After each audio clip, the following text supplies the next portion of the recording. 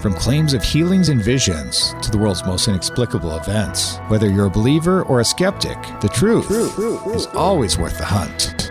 EWTN Radio presents The Miracle Hunter with Michael O'Neill. Welcome to the Miracle Hunter radio show on EWTN Radio. This is Michael O'Neill. I'm the Miracle Hunter. One of my favorite feast days in the entire calendar year is the feast day of Our Lady of Guadalupe.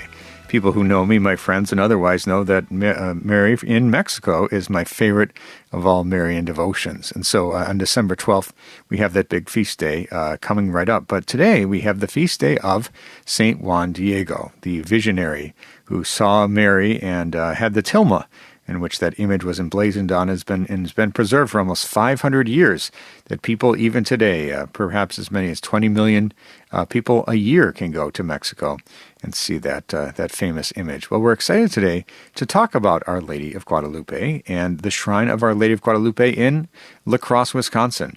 We'll be joined by Greg Marco, who's from that shrine there in Wisconsin. It's one of my favorite shrines in the United States, so we'll be talking to him on this feast day of St. Juan Diego. We'll also be talking with Dr. Dan Schneider. He's the author of a new book called The Liber Christo Method, a field manual for spiritual warfare. It's out from Tan Books, and it's available at EWTNRC.com. And this is a brand new book, and it looks at, we're going to be talking about some of the miracles and experiences within exorcism. And Dr. Dan Schneider has assisted in different ways and seen some things, so we're going to be talking to him about some of his incredible experiences. And later in the show, we're going to be looking at the 365 Days with Mary project, like we always do. And for today's day, we've got Our Lady of Casase from Taal in Philippines in the year 1603.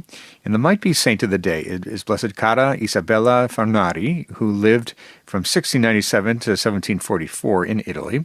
And the question of the week: have you ever heard of a painting called Our Lady of the End Times in Bacolod in the Philippines? I'll see what I can do to answer that one in just a little bit. Let's take a look at the miracle news. We do this every week where we talk about the miracles happening all around the world and those things that relate to miracles. And oftentimes in the history of miracles, the Catholic Church will honor a certain basilica, which is the site of a Marian apparition or an icon that's been known to be wonder-working, or some other way the Church will bestow on it a golden rose. And oftentimes these golden roses are brought by a papal legate or an envoy who's sent from the Pope, and they deposit this golden rose, and the rose is kept there at that basilica or place. But then there are those very rare times when the Pope himself will bring a golden rose to a icon or basilica or place. And so this past week on the feast of the Immaculate Conception, Pope Francis will pay homage to the Blessed Virgin Mary with a golden rose placed at the foot of the ancient Roman icon of Maria Salus Populi Romani, the health of the Roman people. And so Pope Francis will venerate Our Lady with a golden rose, this Salus Populi Romani, in the Basilica of St. Mary Major and the Feast of the Immaculate Conception. This is the image that he goes and prays in front of quite often there in Rome. And he will travel to the Basilica to accomplish this historic gesture, which has not been done in 400 years. So in the afternoon, as is traditional, the Pope will perform an act of veneration to the Blessed Virgin Mary before the statue in Rome's central Piazza di Spagna. And just ahead of that, he'll take a stop at St. Mary Major, which is one of the major basilicas there in Rome, with a gift for Our Lady.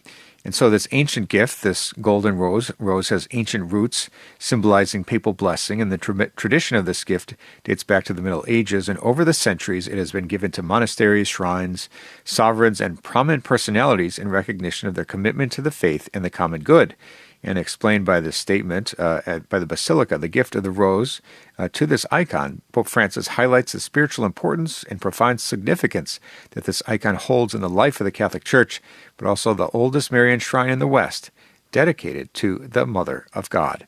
And so, and of course, this will not be the first time that a golden rose has been given to this icon, and numerous icons and statues and basilicas around the world have a collection of golden roses. But given that it hasn't happened in so long, we see that it was first gifted by Pope Julius III in 1551, And in 1613, Paul V gave a golden rose. But it has been over 400 years since this has last happened. So this is kind of a big deal for Pope Francis to be giving this honorific rose to his favorite Marian icon there in Rome.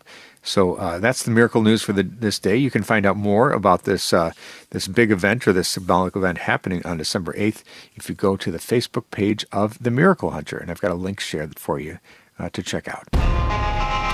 Let's take a look at Catholic Pub Trivia. We do this every week where we ask a trivia question, give out a prize to an emailer that gets the right answer. We give out the image, The Faces of Mary.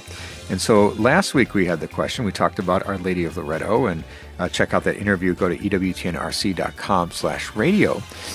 Go to EWTN.com/radio. You can check out the audio archives or download the free EWTN app. So the question last week, we talked about Our Lady of Loretto. Our Lady of Loretto is considered to be the patroness of pilots. And so the question was, what Italian is considered to be the patron saint of pilots?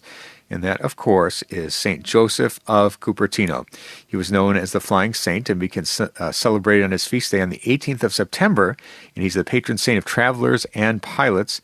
He was born in Cupertino, close to Naples, and he was known for his ability to levitate. So I guess that's quite appropriate that he would be the patron of pilots. So thanks for everyone who wrote in to try to answer that question. And we'll see this week's question is, what is the name of the hill of Our Lady of Guadalupe appeared to St. Juan Diego in Mexico on December 12th in 1531?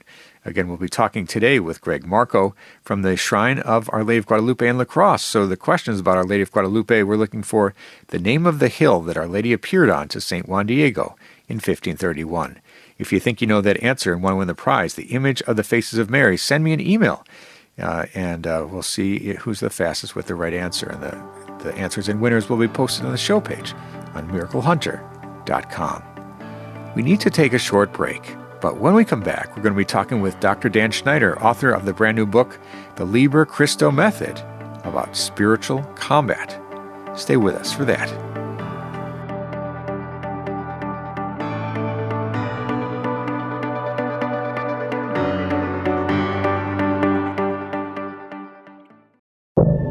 Now, back to the Miracle Hunter on EWTN. Here's Michael O'Neill. Welcome back. You're listening to the Miracle Hunter radio show on EWTN Radio. This is Michael O'Neill. I'm the Miracle Hunter. People who tune into this show know we talk about miracles and we focus on the light. But there are times when we want to talk about the dark and the need for spiritual combat. And it's always great to know that there are ways and methods to deal with these things, these challenges that are in front of us. And sometimes they're not in front of us. Sometimes they're hidden. But there's a brand new book out. It's called The Liber Christo Method, and it's a field manual for spiritual combat out from Tan Books. And it's written by Dr. Dan Schneider, who's an adjunct professor of theology at Franciscan University in Steubenville. And it's an exciting book. And we talk about those things that happen during exorcisms, and some of it you might call miraculous. And so we're so excited today to connect with Dr. Dan Schneider. Welcome to the program today. Thank you. Thank you for having me. I sure appreciate you. I think it's worth just getting out of the gate with defining what the Liber Christo method is, and talk a little bit about Father Chad Ripperger. Why are you connected with him? Liber Christo is kind of a crassus of Latin. It means the free man in Christ, freedom through, in, through, by, for Christ. And so, the definition of Catholic liberation is reconciliation with God the Father through Jesus Christ, and that has to have a sacramental element. It involves the sacrament, heavy emphasis on the sacrament, prayer, and conversion. I began years ago, 8 or 9 years ago. I was at the same time doing my doctoral work. I got involved at the local level, working with a new team, with a new mandated exorcist. We went through training with the Pope Leo Institute. I did some training, trained some of the, over time, started training the lay tract over there. And then over time, I helped when Father Ripperger and his long-time assistant Kyle Clement started developing the 4-phase protocol to handle the sheer number of caseloads, the numbers that are coming in both to the Society of the Most Sorrowful Mother and East Diocese. I was asked to help implement that after they came up with it. So our diocese and what I did locally was the first one really to kind of beta test the protocol on the field. And then from there, we actually started the second phase was the trifold that you see in many Catholic churches on how to make a good confession by the Fathers of Mercy. So we started using that because we see that the demon enters through sin, but he holds through heresy. And so there has to be a catechetical component. There has to be a full embracing of the revealed truths found in the doctrine of the Roman Catholic Church. So there has to be a full embracing of that. And so over time, I just began to work more closely with Father Ripperger until eventually the Liber Christo was started in support of Father Ripperger and those teams that are working this particular model. And we've got now teams in various dioceses all over the country, and I've even got teams we started training in Germany and other places. I'm grateful for this book, and as I mentioned, I think having some sort of a field manual, as it's called, for spiritual combat is an important thing because everybody deals with these things in some form or another in their lives. And so, but I think what we see a stumbling block in society when it comes to spiritual combat, spiritual warfare, or even the acknowledgement that there is sort of another reality out there beyond our natural reality here. How do we know that there is this spiritual component that exists when we even consider physical or mental issues? How do we know that there's something more going on, perhaps? Yeah, for us, it's we have a very distinct protocol. This manual represents part of Father Ripperger's 4-phase protocol, and there's embedded into the first phase in particular. It helps to ferret out the psychological from the spiritual. We don't automatically just assume something is spiritual. We consult with the mental health professionals. We do our due diligence before we move into later phases of the protocol and begin prayer. In general, we have two extremes out there. Those that even among Catholics, those who believe the devil doesn't exist, or one bishop told Father Ripperger, "I believe the devil exists. I just don't think he's in my diocese." And there's a lot of families that say, "I believe the devil exists. I just don't think he's really fighting to take my children away from the church." Well, that's naive. And the other extreme is looking too much for the devil. The old saying is, if you look for the devil, he'll find you.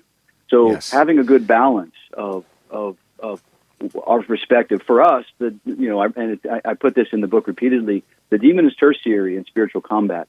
He's number 3 on the line, the pecking order of what we're focusing on. The first thing we focus on is Jesus Christ, in union with God the Father through Christ. Secondly is, what are the obstacles keeping us from deeper union with Christ? And then finally, okay, what's the devil doing? How did he get here? Where's he holding?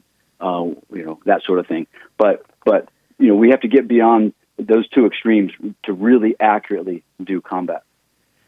Amazing. We're talking with Dr. Dan Schneider, author of the book, The Liber Christo Method, a field manual for spiritual combat, out from TAN Books. And when we talk about, we talked a moment ago about how some people might deny the existence of demons, but perhaps demons have the ability to affect our mood, our anxiety. There's some sense of control there, perhaps.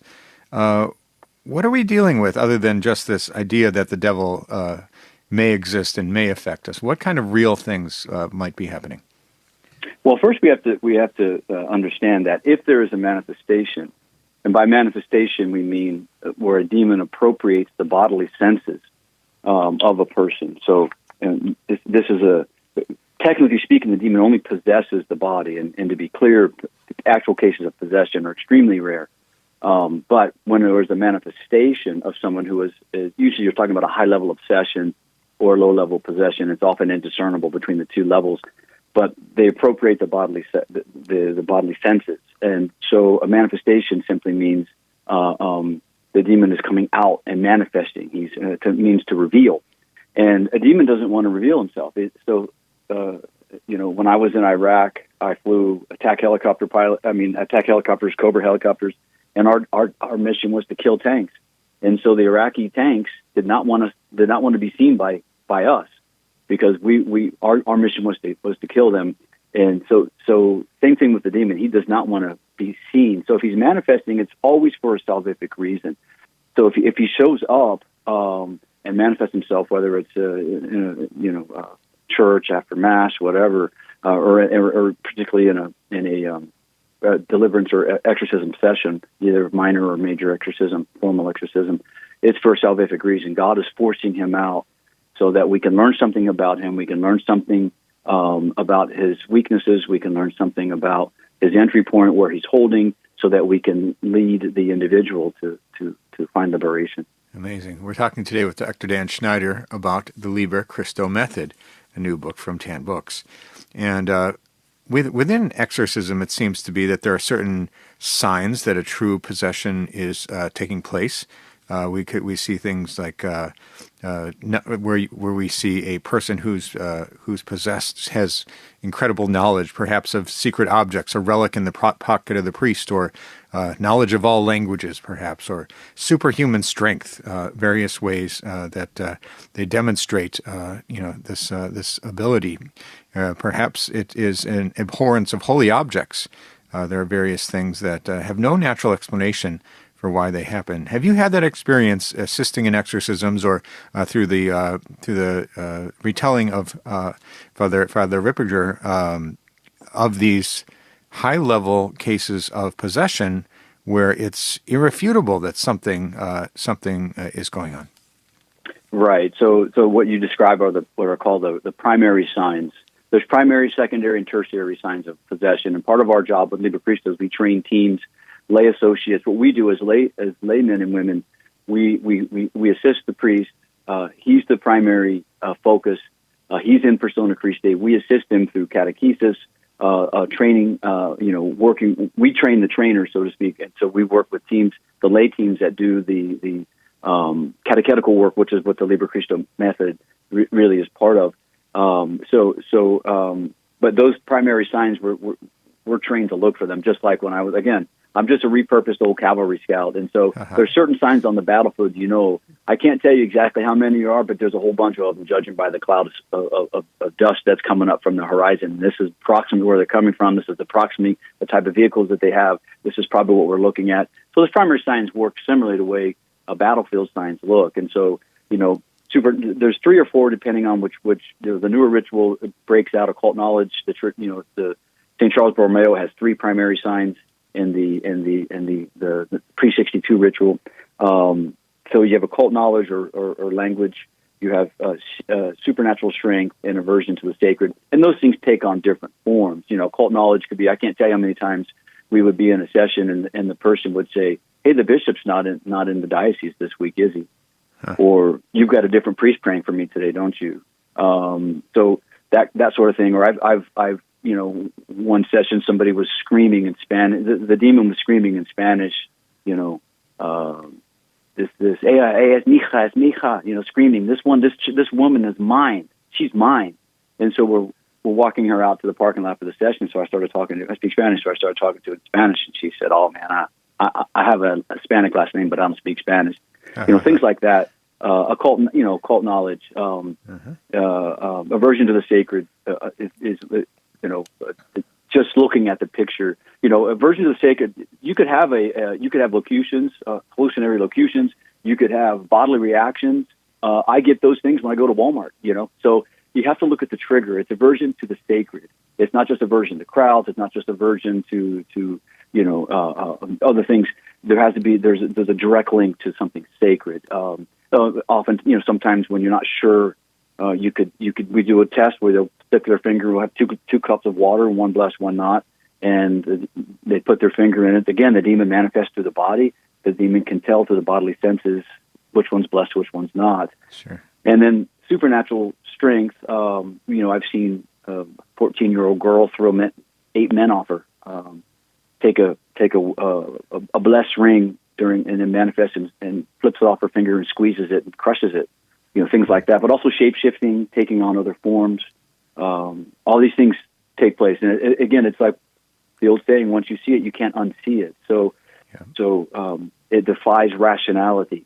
And so, but again, God is allowing it, and He's given the church specific criteria to evaluate, because you do a grave disservice, and oftentimes in other models, they just rush in and have a weekend of prayer, start praying over people, and you do a grave disservice to them if you're not discerning to make sure that this is not psychological. Because I know priests that will just pray over anybody, and if you pray over people, and it is just psychological, then you're doing really a disservice to them. The demon will stand right over their shoulder right after that and say, "See, even Jesus can't help you."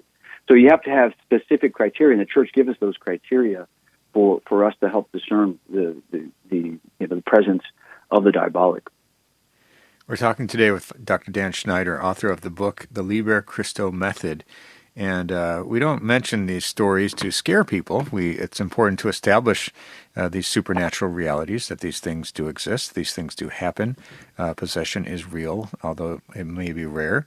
But your book, which is a field manual for spiritual combat, theoretically is supposed to help us in our day-to-day life to avoid getting to these to this high level of possession.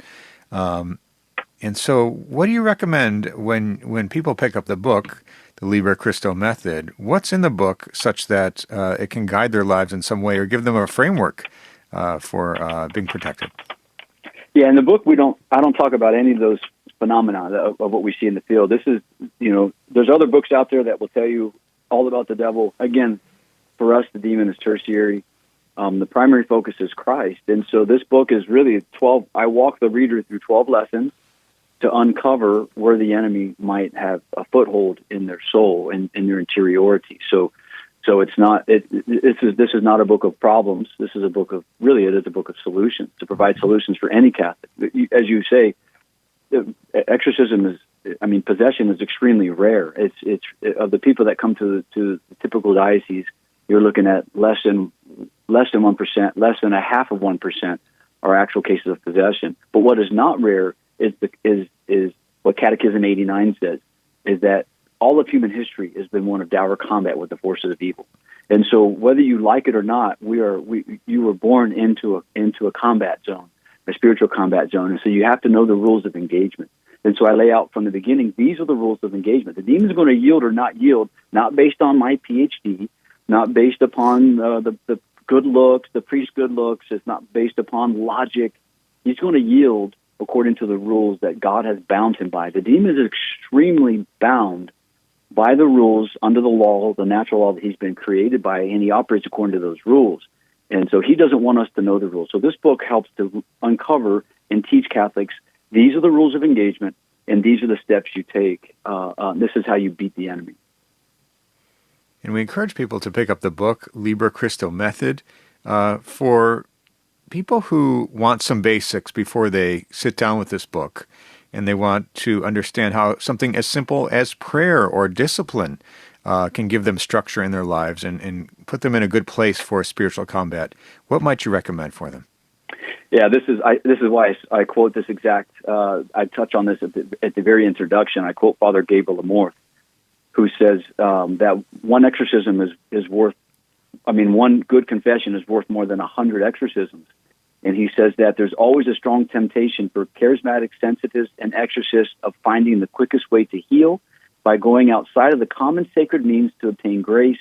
And those, he said, can unwittingly fall into a trap of magic or superstition. So we have to be careful not to fall into some kind of superstition in our faith. And so what are the ordinary sacred means? The sacraments. So getting souls back, because if you're not in a state of grace, I would have cases where I would sit down with them and the priest would have to be vested, and I would sit down and prepare them for the prayer session with our other lay associates, and I would say, hey, did you go to confession this weekend? Or did you go to Mass this weekend? Oh, no, the demon won't let me. Well, did you go to confession? That's a mortal sin. No, the demon won't let me. And then you pray, and then the priest beats the crap out of the demon, and what does the demon do? The demon retaliates fiercely to the person for bringing the priest in to beat him up, because they have no protection. So first and foremost, of the ordinary means, sacred means to obtain grace versus the sacrament. So it's getting sacramental grace to flow, both through confession, regular Mass attendance, the sacramental grace of their own vocation, whether they're a priest, and we've had possessed priests, or whether they're a lay person in marriage, getting grace flowing through that sacrament. And then second is learning to pray, starting with vocal prayer. It's amazing how many Catholics don't pray. They don't know how to pray, not even basic vocal prayer. So I walk through the book, vocal prayer, and then little by little introduce meditation or meditative prayer, mental prayer, Lectio Divina, how to read Scripture, how to pray the Rosary in a way that is effective in spiritual combat, because this is where the battle takes place. You've got to get that interior, the interior fence, what I call the wire, from from military terms. The wire was the stringing up of claymore mines around the perimeter. So I use military analogies to explain what this was like in the spiritual battle. And so getting your interiority strengthened through prayer, and finally that weapon, deep weapon of spiritual combat, which is suffering, offering redemptive suffering, for learning how to use your suffering. This is how we break the enemy's stronghold, particularly in the intellect or in the imagination or the psychological trauma. So we have to work through the psychological trauma. Oftentimes this is a spade work or prep work before we go to minor exorcism, because we have to break all the psychological compatibilities that have been created over the years between the wounded, traumatized human and the wounded fallen angel. And that symbiotic attraction, one to the other, of like to like, if you will, that needs to be broken. And the best way to break that, sacramentally, through prayer, and finally through offering up the suffering, and learning to integrate those sufferings and getting control of the interiority and using your suffering in a way that helps pour grace into the world as well. Wonderful. Well, we're so grateful to you, Dr. Dan Schneider, author of the new book, The Liber Christo Method, a field manual for spiritual combat, out from TAM Books, for putting this book together and for joining us on today's program. And for people who want to find out more about you or about where to get the book, what would you recommend? Yeah, the book, you can get it directly from TAN. I can send a link to. You can put on your if you post this on the internet, but you can get it through TAN Books. It's sold out. The first two runs sold out. So, but I think they've got a shipment that got here this week or last week. So, and there might be some on Amazon as well. It's always good to support the Catholic publishers. So TAN Books are good Catholic publisher. If you can get it from TAN directly, great. If not, I know they have it on Amazon as well. And then we have some other videos and stuff on our webpage, LiberChristo.org. Up there. There's a few videos from Father Eppinger and some other information in there. So, and I've also got our prayer regimen. We got a prayer regimen called the first phase of our protocol. It's just a short 30-day burst of prayer, similar to Exodus 90. It's kind of a PX 90 for the soul. You can get that in the App Store and kind of do that and help bring a little order back before that helps as well. Because again, we found that the demon responds to the imposition of order as much as to the prayers themselves. We always look for that special prayer, but oftentimes it's just imposing order. So we've got that in the App Store as well, and Google Play. You can look up Liber Christo in there if you want to look at that as well. And if you want to reach out to us, you can info@liberchristo.com is an email that will get to us over here as well. So. Wonderful. Well, thank you so much, Dr. Dan Schneider, for talking to us about your brand new book, The Liber Christo Method. Thank you so much for being with us on today's program. Thank you. I appreciate it. God bless you. God bless. That was Dr. Dan Schneider. Fascinating conversation about exorcism, spiritual warfare, and the like. Find out more in The Liber Christo Method, a brand new book from TAN Books. We need to take a short break, but when we come back, we're going to be looking at the question of the week. Stay with us for that. Now, back to the Miracle Hunter on EWTN. Here's Michael O'Neill. Welcome back. You're listening to the Miracle Hunter radio show on EWTN Radio. This is Michael O'Neill. I'm the Miracle Hunter.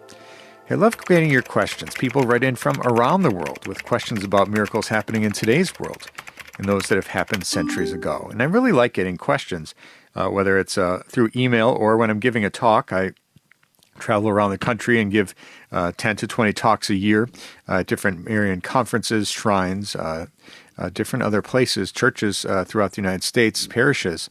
And I talk for about 45 minutes. I've been talking a lot about Eucharistic miracles these days with the Eucharistic revival upon us. And then I leave some time for questions at the end of the night. And usually that goes 15, 20, 30 minutes or more. People want answers to questions about miracles. So I love hearing what people are thinking about. And so people can connect with me to invite me to speak at their parish if you go to my website, miraclehunter.com, and click on the Contact tab. So let's take a look at the mailbag. So this week we have a very interesting question from Jesse. He says, Dear Miracle Hunter, have you ever heard of a painting called Our Lady of the End Times in Bacolod in the Philippines. Thank you, Jesse. And so this painting, we talk about this Bacladan painter and Marian devotee. His name is Niño Emmanuel Edsel Celestial. He was inspired to paint a portrait of Our Lady of the End Times. And when this portrait ended up in the hands of the Holy Father, Pope Francis, on May 27, 2019, in the Vatican, and was personally carried by Bishop San Carlos, or the Gerardo Almanza, the Bishop of San Carlos. And it's said that this Niño Emmanuel, he had dreamt of this image 4 times, and he was inspired to paint this portrait of Mary that combines 7 popular titles of Mary: Immaculate Conception, Our Lady of Mount Carmel, Our Lady of the Holy Rosary, Our Lady of Lourdes, Our Lady of the Miraculous Medal, Immaculate Heart of Mary, and Mary, Help of Christians. In the painting of Our Lady of the End Times, as well as the prayer, in one of the messages received by this painter, who also is a alleged seer, I suppose, has received the imprimatur of His Excellency Gerardo Almanza of the Diocese of San Carlos, and they even presented the painting to Pope Francis. And so the alleged messages, it gets complicated, right? Because we have an image, a painting, that there's no real approval necessary other than to make sure there's nothing contrary to faith and morals in the painting, but that typically isn't the case. And so we have a sort of a recognized painting from this Niño Emmanuel, but we also have messages that are being attributed that he's receiving, supposedly. And the messages are now subject to the investigation of the Diocese of Bacolod, which was launched on November 22nd in 2020, and nothing has come out, as far as I can tell, related to Our Lady of the End Times in these messages that have been reported by the painter. So thank you, Jesse, for this question. Very, very fascinating situation here, where we have a painting, in a combined painting. You don't see many paintings like this, where you see Mary of various titles combined into one. But it's also a situation where the painter has also claimed locutions or messages while painting or after painting. I'm not sure when they happened, but there are numerous locutions that have been reported, and so we'll see what the Church says. As of right now, we just look at this skeptically, and we discern. But as of right now, there is no sort of approval of a supernatural character to this painter or to his messages. So thank you so much, Jesse, for your question. And if you have a question for the Miracle Hunter, you can send me an email to miraclehunter@EWTN.com, or just go to my website, miraclehunter.com, and send me a message that way. Let's take a look at the 365 Days with Mary project. We do this every week, where we look at the Marian devotion of the day as it lines up exactly to the day's date. This may be surprising to you, but for each and every day of the calendar year, there's a different Marian devotion that lines up exactly to the day's date, whether that's the feast day or the date of a miracle or the building of a basilica or some other major event. We have something that lines up to every single day, all 365 days around the year. So, Fatima, May 13th, or Lourdes, February 11th, or Guadalupe, December 12th, coming right up. But there's a different one for each and every day of the year. So for today's day, we've got December 9th, Our Lady of Casase from Tal in the Philippines in the year 1603. And the story goes that in 1603, a small barrio in the town of Tal, a fisherman by the name of Juan Manincad went fishing instead of casting his net out to the sea, and he threw it into a nearby river. When he pulled out the net, he caught a little image of the Blessed Virgin Mary, and he thought it was soaked in water. And though it was soaked in water, it had a heavenly luster, and the face twinkled like a star. And upon seeing this marvel, Juan prostrated himself before the image and began to pray. And he picked it up and brought it home, and the news began to spread until it reached the parish priest, and immediately went to John Manincad's house and saw the beautiful image of the Mother of God. And they knelt down and took the image to Tal, where a fiesta was then celebrated. And that's Our Lady of Casase from Tal in the Philippines in the year 1603. For more information on this fascinating devotion, or any of the hundreds of other Marian devotions from around the world, you can go to 365dayswithmary.com. You can pick up the book, or you can download the free app at 365 Days with Mary or the iOS App Store. Let's take a look at They Might Be Saints. We do this every week, where we talk about those people on the path to sainthood. We're talking about servants of God, venerables, blesseds, before they have all their miracles and are declared saints by Rome. And of course, this connects to my television series, which airs on EWTN on Wednesdays at 9 a.m. Eastern Time. It's called They Might Be Saints, about Americans on the path to sainthood. And also my book, They Might Be Saints, about the 24 Americans in the stage of venerable and blessed before they're saints. And that's called They Might Be Saints, and that's available at EWTNRC.com. So I always like to keep you up to date on how the future saints are doing, who's coming down the pipeline. And so last month, Pope Francis received an audience, His Most Reverend Cardinal Marcello Semeraro, the prefect for the Dicastery for the Cause of Saints. And during this audience, the Pope authorized the same dicastery to promulgate a decree regarding the heroic virtue of the servant of God, Elisva of the Virgin Mary, from Elisva Vacail, the founder of the Third Order of Discalced Carmelite Nuns, now the Teresian Carmelite Sisters. And she was born in 1831 in India and died in 1913, also in India, in Varapuja. And she was, according to the Dicastery for the Cause of Saints website, officially, she was the founder of the congregation of the Third Order of the Discalced Carmelite Nuns, now the Teresian Carmelite Sisters. And she always had a great trust in God and the hope of a celestial goal supporting her in her difficulties, which she faced with serenity. Her hope shone heroically in the difficulties linked to the foundation of this new congregation. And so right now she is a venerable, but with one miracle, servant of God, venerable Elisva will go to become blessed, and with a second miracle, she will be Saint Elisva. So that is one of the brand new people on the path to sainthood coming out of Rome. Let's take a look at the Might Be Saint of the Day. We also do this every week, where we talk about those people whose death anniversary or feast day lines up exactly to the day's date. So for today, December 9th, for today's feast day, we have Blessed Clara Isabella Fornari from Italy, who lived from 1697 to 1744. And she was born June 25th in 1697 in Rome, and her name was Anna Felicia Fornari, and she was a novice of the Poor Clares of Todi in Italy. At the age of 15, she took her vows under the name Clara Isabella at the age of 16. And she was given to long and frequent ecstatic visions of Jesus, Our Lady, St. Clare of Assisi, and St. Catherine of Siena. And during one of these visions, Jesus placed a ring on her finger and pronounced her his spouse of sorrow. She was a stigmatist who constantly was marked with periods of bleeding in her hands and head, and her head was weighted with a mystical crown of thorns that invisibly but painfully grew through her skin until the thorns popped through and fell, leaving open, bloody wounds. And she was given to depression and despair from this pain, and she was tempted to apostasy and suicide. And toward the end of her short life, she even lost the memories of her earlier consoling visions from heaven. However, not long before she died, the memories of those earlier times returned to her, and her joy in God returned, and she went happily into eternal life. And she died on December 9th, 1744. That is Blessed Clara Isabella Fornari from Italy. And with one more miracle, she will go from Blessed Clara to Saint Clara. She is the Might Be Saint of the Day.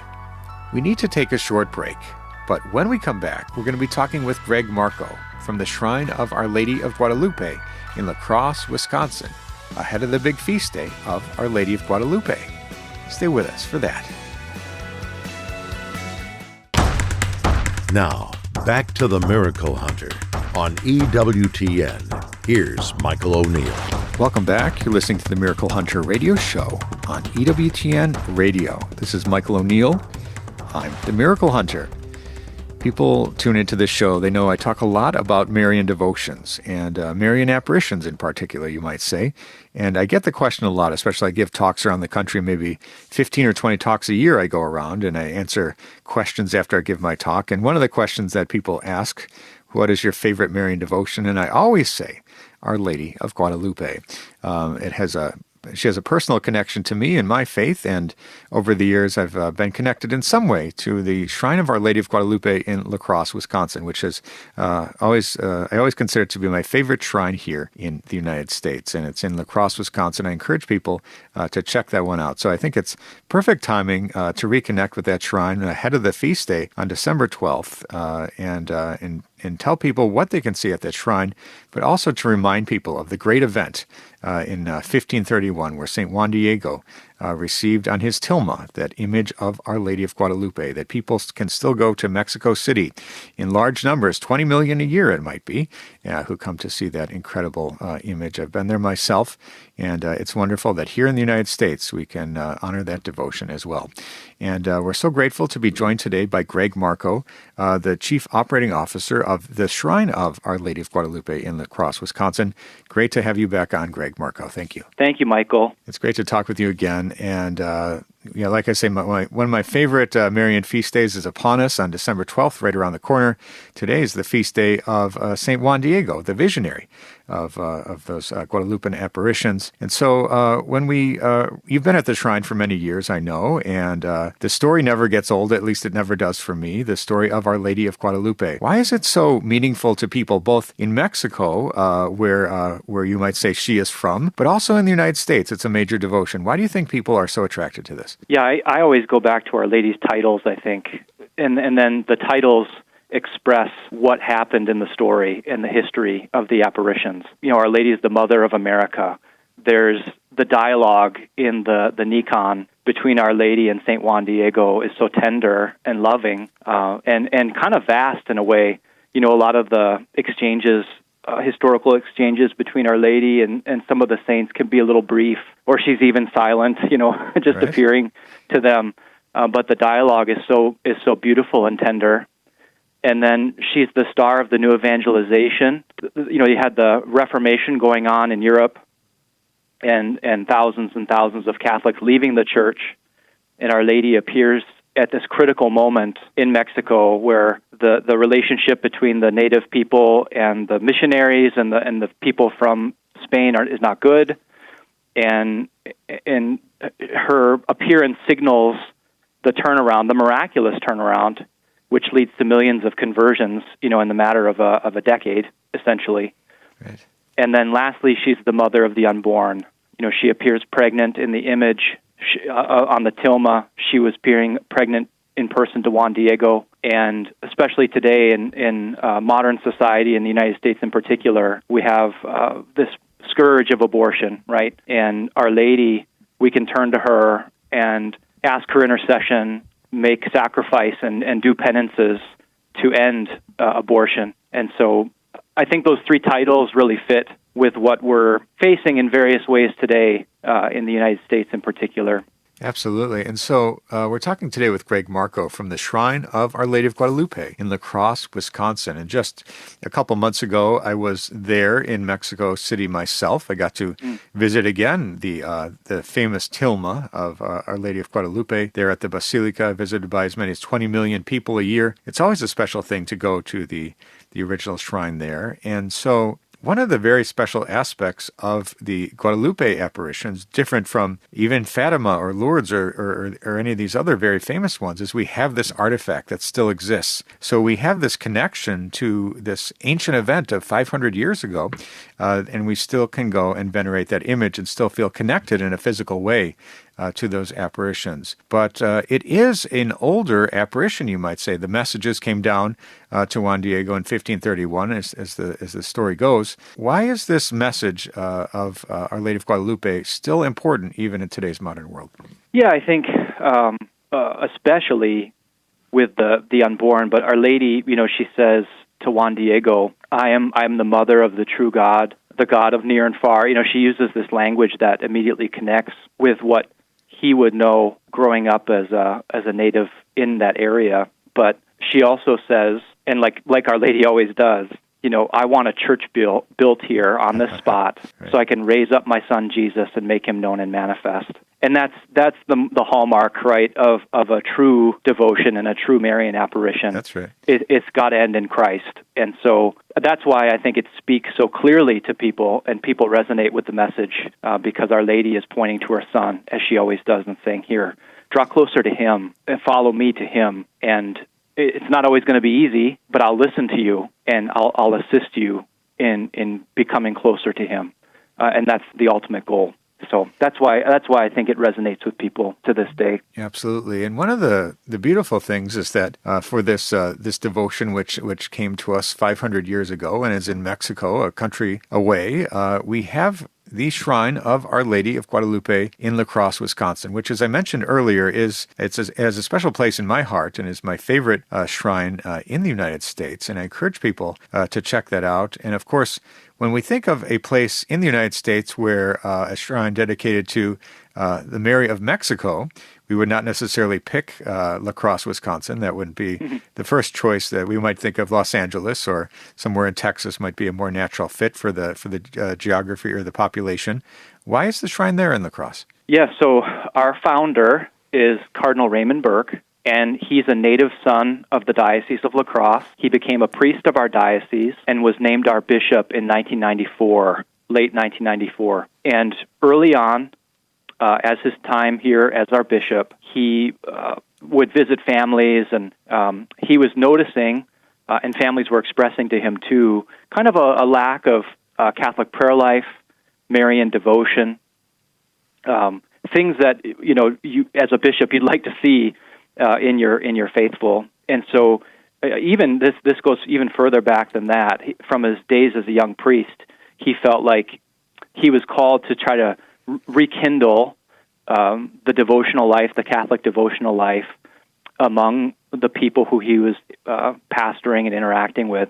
And so he had this idea for a Marian shrine.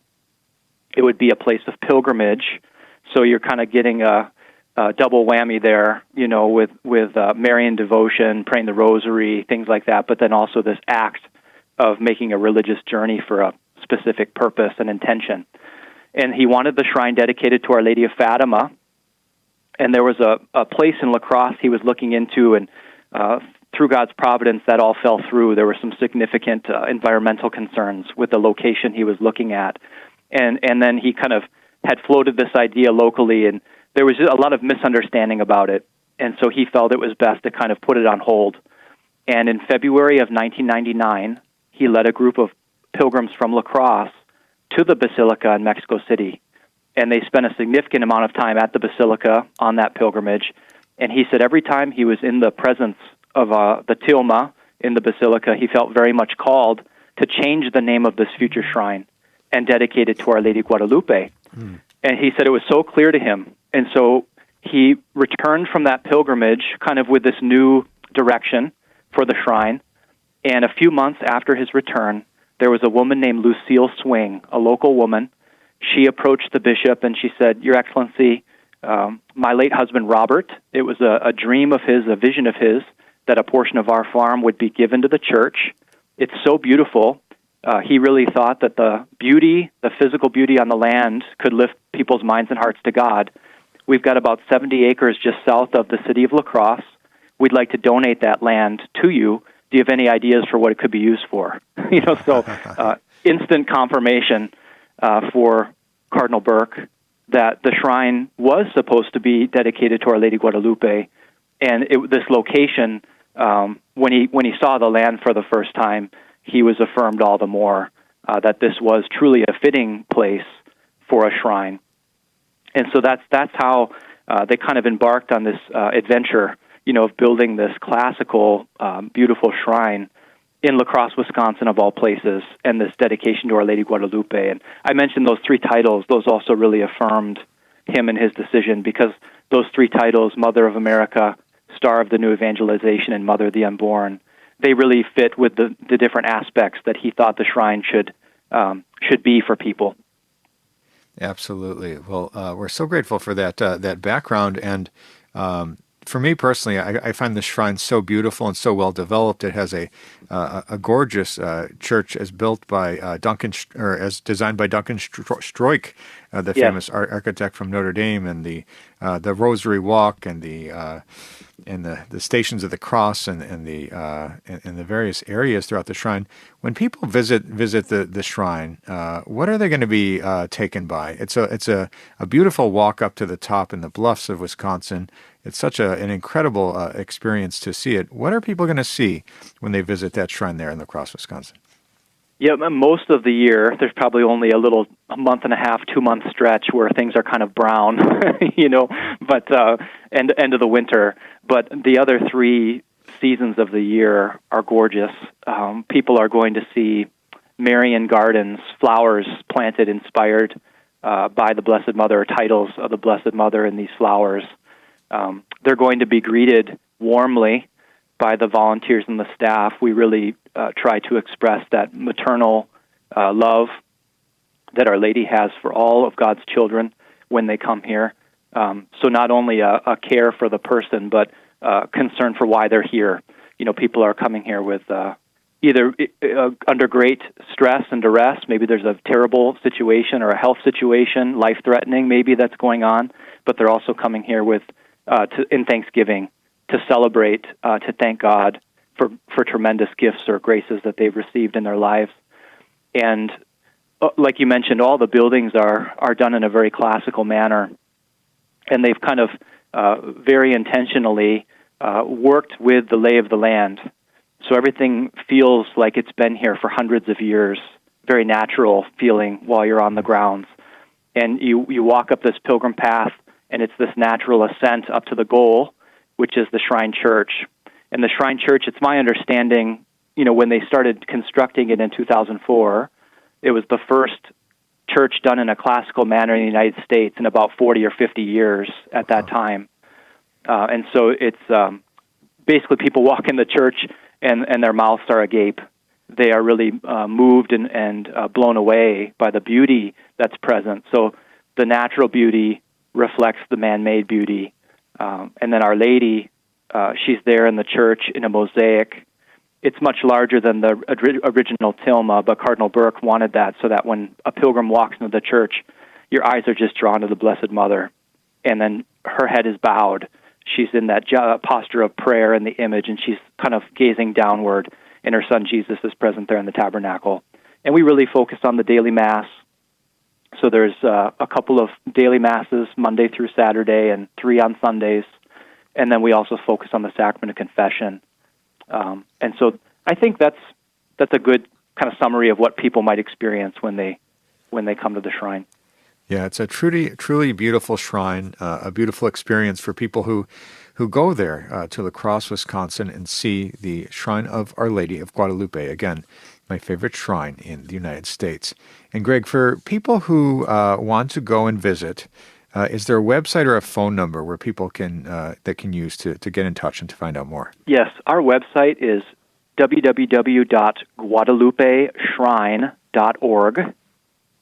And there's a lot of wonderful information on there, an events page in particular where people can see what's coming up. And then our phone number is 877-799-4059. And that's the best way to get in touch with someone here at the shrine. Wonderful. Well, we're so grateful to you, Greg Marco, from the Shrine of Our Lady of Guadalupe in La Crosse, Wisconsin, for talking to us about Our Lady of Guadalupe and your fantastic shrine there in La Crosse, Wisconsin. Thanks so much for joining us with today's program, and have a blessed Guadalupe feast day coming up. You as well, Michael. Thank you so much.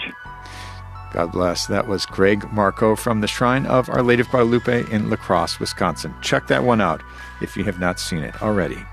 And that's all the time we have for today's show. If you missed any of this episode or want to catch up on past episodes, you can go to EWTN.com/radio, check out the audio archives, or download the free EWTN app. I'd like to thank our guest today, Dr. Dan Schneider, author of The Liber Christo Method, out from Tan Books, and also Greg Marco, talking to us about Our Lady of Guadalupe and the shrine there in La Crosse, Wisconsin. And I'd like to thank you for joining me today on Miracle Hunter, where from claims of healings and visions to the world's most inexplicable events, whether you're a believer or a skeptic, The truth is always worth a hunt. Talk to you next week.